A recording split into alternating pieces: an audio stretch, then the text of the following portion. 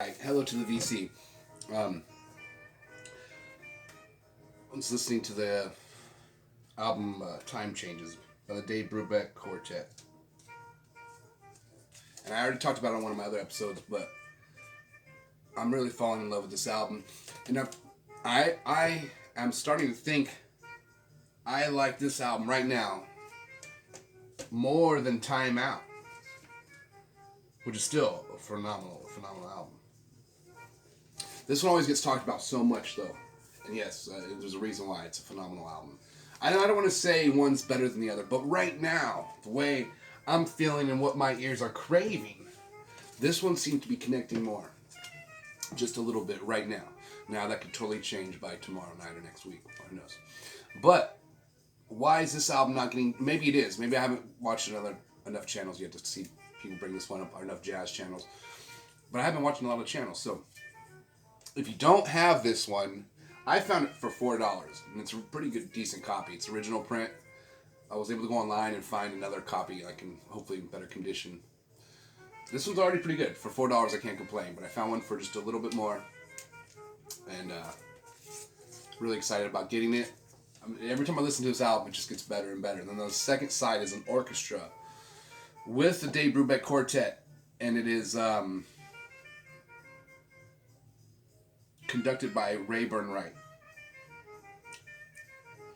It's just an awesome album. So, anyways, I was listening to it again. I've just been listening to it, and over and over, and I'm like, man, this one is a sleeper. But yes, either one, get them both. Get them both. You gotta kind of. This is like a part of jazz history. This is just a good album. If you haven't heard it yet, it will blow your mind. I feel like this one isn't so... This one's kind of... The other one's more unpredictable, where this one you can almost feel where the melody wants to go, and where the solos are kind of going. But still unpredictable in certain parts. But, man, the time changes. I don't know why. It's good, and it's real smooth. So either way, definitely worth checking out. So, alright, so bummed out. I got this still in the original shrink wrap from 74. And open it. I showed you the album on the episode. I go to play it, and the needles are moving. And it's like the way they pressed this record, they made it, somehow it was a default on the pressing to where the grooves do that little... So that, like, for the first 30 seconds, the needle can go, but you can tell it's like trying to move. Luckily it doesn't jump, but it just doesn't look like it's good for the needle. It starts to distort the sound just a little bit. So you have to start the needle in like... So I figured, okay, that's one side. Maybe because the album's not warped. Flat, sides are smooth. Just completely bummed out by this. Because I just love starting on the quiet part and just the song roll, the stylus rolls in. And you get your endorphin fix. So, went online last night and found another copy. So I found two copies. One somebody already played and said, it sounds good. A couple little spots, but it's pretty much near mint. But then I found another copy still sealed, and it's a gamble. Somebody made a good point. If it's not open, you don't know for sure. They have to. It's good to know if they have played it all the way through. So, but I want to get a freaking sealed one, brand new, like it's like from '74. The fact that there's still some out there still unopened of this, in my opinion, one of the greatest records. This is all these are all holy grails. They're all the greatest of all time. And no one talks about this album. And this album is huge freaking beast. So now I'm ordering my third copy. But the good thing is, if you go about 20 seconds in, the whole album sounds freaking epic. So the fact that I got one copy that kind of crackles and pops just a little bit, one copy that I had to start in. So hopefully, third time's a charm, fingers crossed. So, it's hilarious. And I'm all jazzed up right now having coffee. I promised myself I won't make eye contact when I take a sip. It's just weird. Anybody else have that? I don't know.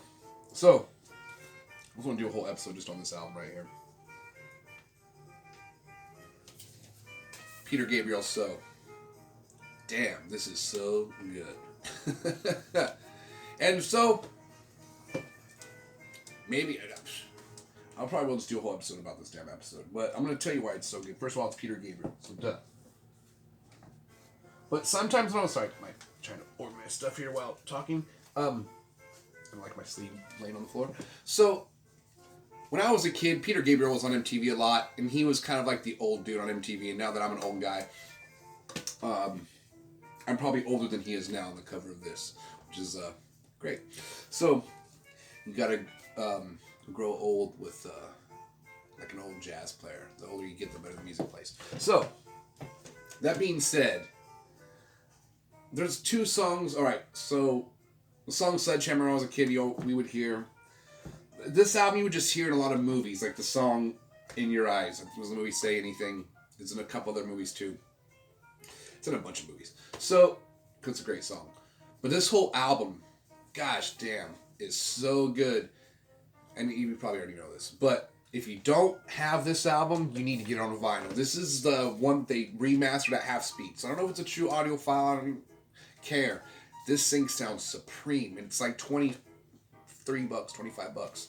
So the fact it's a very good pressing. It sounds crazy. It has the lyrics, but why is this album so like? I was just like, gosh damn. His voice, his tone is very distinct. It's Peter Gabriel. There's like you don't even need to put reverb or anything on. There's nothing. Just his voice naturally is phenomenal. So you start looking at the musicians on each song. This is the picture. You have Bill Laswell on bass. You have Nile Rodgers on guitar. And you got Peter Gabriel. But if you go over here, okay, big time. You got Stuart Copeland on drums. David Rhodes on guitar. Either way, there's sleepers all over this whole record.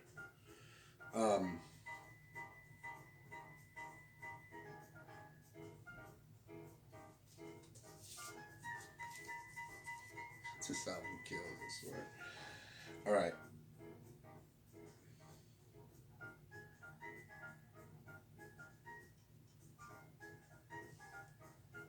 Kate Bush does a guest vocal appearance on here even. They're all over this, just really big time. And like, it shouldn't be a surprise.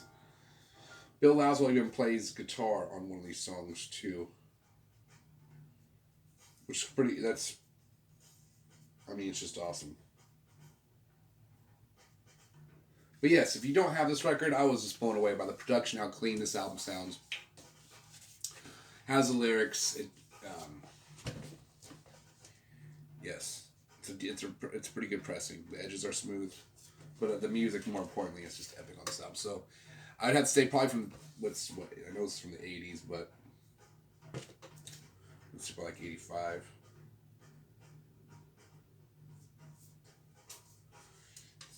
Just showing the reissue year of 2016. I want to say like mid 80s or maybe like 87. But yeah, just such an important album, and it just keeps getting better with age.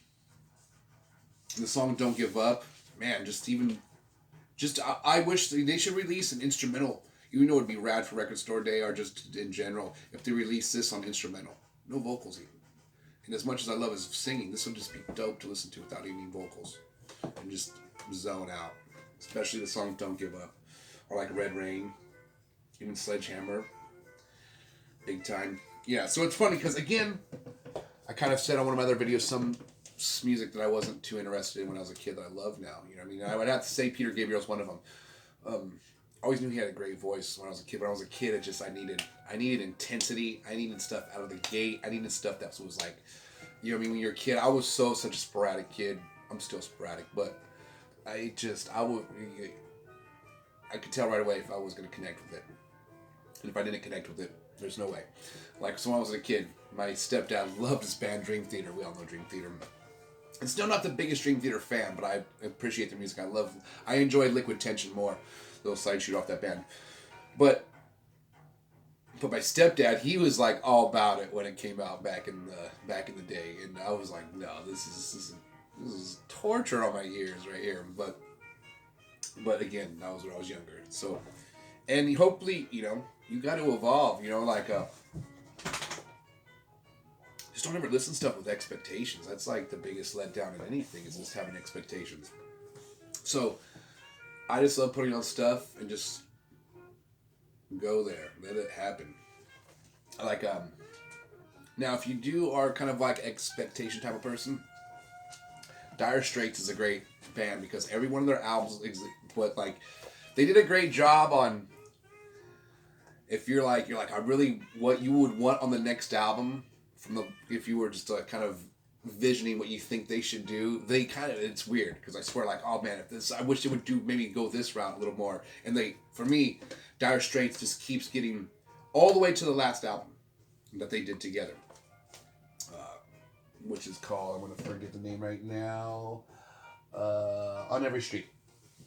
Which that album is. Some people are like, oh, that's not a true audio file, it's digitally recorded. That one sounds the best out of the freaking box set. Now, if you get them on original master recording, a little different story, but in the box set, it seemed like that was the best. It was like a shootout between the first one and last one. They all sound phenomenal. But man, for one not being a true audio file, that one sounds great. But anyways, I'm going all over the place here, and that's why it's Low Budget Vinyl Channel. This is my dog. She's dope. All right. So yeah, looking forward to getting another Gary Burton. At least I can listen to the music. And but it's such a bummer. I mean, still, and it's gonna be the seller's fault. They didn't know this was unopened unless they opened it. No, but it was crazy when I opened the record. The cleanest, newest looking record I've ever seen in my life. I couldn't believe. Like, usually you got to clean all your brush, a couple of specks of like paper or whatnot on there. No, this thing looked perfect. Nothing. I could put it on the light and I was like, wow. So I just put it straight to the record player. I was like excited. And then all of a sudden I seen the needle doing the dance. I was like, oh, wow. All right. And I had two warps in one day, basically. So I got the Frank Zappa Hot Rats. It's warped. It plays. It's so one side, it's a real slow warp. So I'm like, all right. So usually the next side, it won't be a warp because that side's the one that's warping up. So it's, no, the fucking next side, sorry for my language here. The next side, there's two warps. It's all whoop, and a little one. Big wave, little wave. Sounds phenomenal, but I'm going to get one that doesn't have a warp in it because that's the 50th anniversary. So I'm not see-through pink. I'm going to fucking buy 3 copies if I have to and then return 2 to get a good one just because it made me pissed off because I already have the pressing I just got. Just traditional black vinyl with the original Frank Zappa logo, which is perfect. It plays perfect. I don't even need another one, but I was like, wait, there's a see-through pink one. Got all excited. 50th anniversary. What's the dealio? So I was like, it's the fact that I got all amped up and it's warped. It's a total bummer.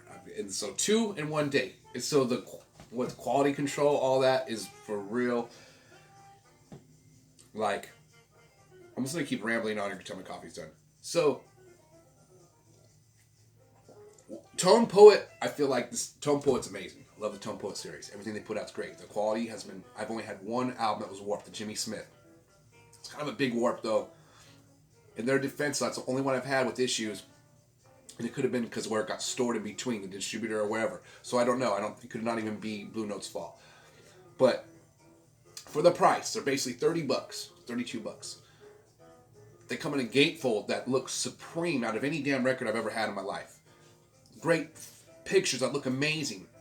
They got a beautiful slipcase for the vinyl. The vinyl is super. It's 180 grams. It's more, and I'm still like it's 200 grams. The edges are smooth like a damn Blu-ray.